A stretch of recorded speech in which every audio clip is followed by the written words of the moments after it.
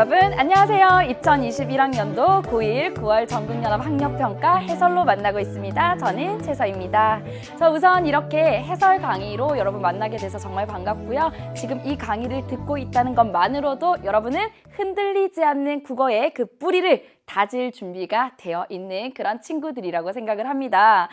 이번에 봤던 9월 학력평가의 총평을요, 한마디로 말을 하면 이렇게 정리할 수 있을 것 같아요. 가을의 결실을 위한 과정이다.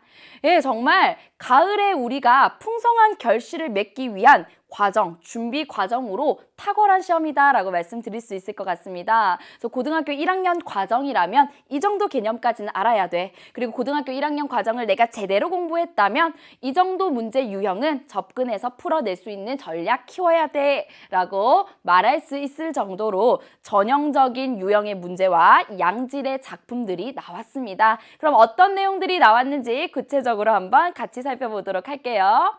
자, 우선은 화법과 작문과 언어 부분으로 나눠서 볼게요. 우리가 수능을 볼 때는 두 과목 중에 한 과목을 선택할 겁니다. 화법과 작문을 선택하든지 언어와 여기에 매체가 들어가요. 언어와 매체를 선택하든지. 그러나 그 선택을 후회하지 않게 제대로 하기 위해서는요. 지금 고등학교 1학년 과정에서 여러분이 각각의 과정들을 제대로 다져 놓을 필요가 있습니다. 그래서 공부를 해봐야, 그리고 문제 유형별로 내가 접근을 해봐야 나랑 맞아, 난 이걸 선택하는 것이 더 유리해 라고 판단할 수 있겠죠. 자, 그런 의미에서 오늘 우리가 만난 화법과 작문 문제는요, 정말 전형적인 유형의 문제다라고 할 수 있어요. 특히나 발표, 건의문은요, 그 글 구조가 주제만 바뀌어서 늘상 반복돼서 출제되고 있을 정도로 중요하고요. 여러분이 조금 어렵게 느꼈을 수도 있는 인터뷰 내용은 우리가 좀 세부적으로 판단할 요소들이 많았지만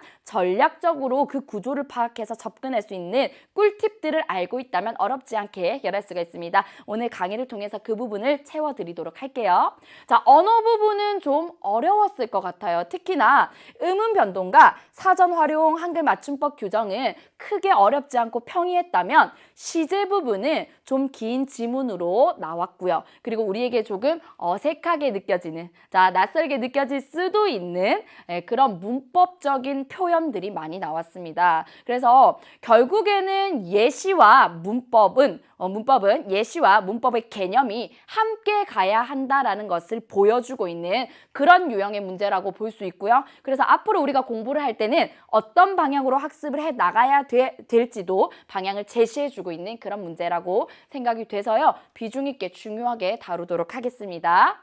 자, 그리고 독서 지문을 살펴볼게요. 총 4지문이 나왔어요. 자, 사회, 예술, 인문, 기술 분야에서 나왔는데 사회는요, 우리 친구들이 법과 경제가 나오면 어려워해요. 일단 세부 정보 많이 물어봅니다. 그런데 이번에 법 지문이 나왔고요. 역시나 문단이 굉장히 많았어요. 길었어요. 그런데 문제를 풀어보면 알겠지만 우리가 시간은 많이 들어갔을 수 있어. 그런데 결국에는 사실적 사고를 제대로 할 수 있니? 물어보는 문제고요. 이 말은 뭐냐? 독서의 기본 원리에 충실한 공부를 잘하고 있니를 확인하는 그런 유형의 문제였다라는 생각이 드네요. 자, 예술 지문은요, 좀 생소한 개념들이 나왔을 거야. 그리고 정보의 양이 많아요. 자, 이런 지문일수록 우리는 구조적으로, 거시적으로 문단의 관계를 파악하면서 읽어낼 수 있어야 된다라는 것을 알려주는 문제들이 출제가 됐습니다. 자, 거시적으로, 구조적으로 접근하는 방법, 강의를 통해서 꿀팁들 전수하도록 하겠습니다.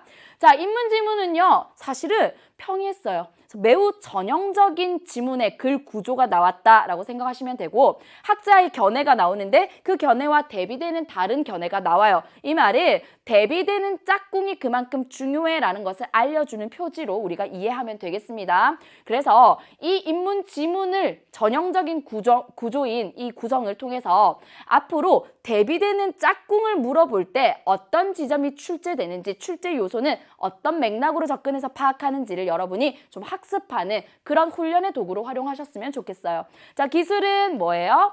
구조입니다. 그래서 원리, 과정 물어보는 문제 나왔고요. 역시나 앞으로도 나올 거예요. 그러면 기술에서 반드시 나온다는 그 원리나 과정은 어떻게 정보를 뽑아서 우리가 적용할 수 있는지를 실제 문제를 통해서 확인하기에 정말 좋은 그런 유형의 문제였다는 생각이 들어요. 그래서 독서와 문학 중에서는요. 문학보다는 이번 시험에서는 독서가 상대적으로 좀 더 어렵거나 아니면 답은 맞췄을지라도 여러분의 시간을 많이 뺏어갔을 그런 문제들이 좀 보였습니다.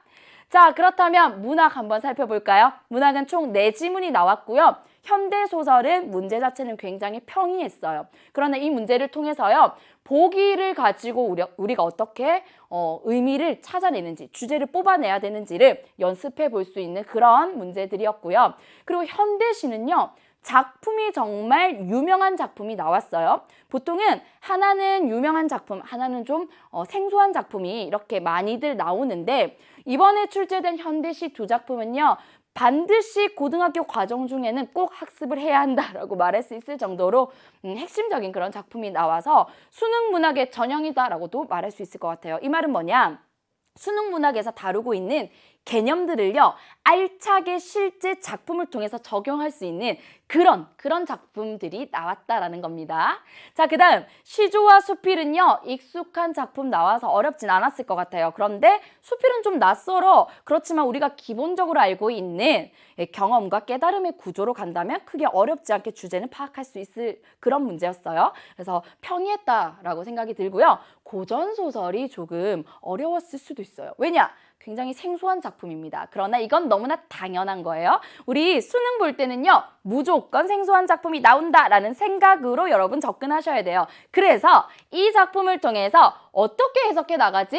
그래서 수능 문제, 수능 문학을 내가 접근할 때 어떤 전략을 써야 되지? 주어진 정보 중에는 무엇을 활용해야 되지를 철저하게 연습시켜 드리도록 하겠습니다. 그래서 문학은 문제 자체의 난이도가 높지는 않았지만 어떻다?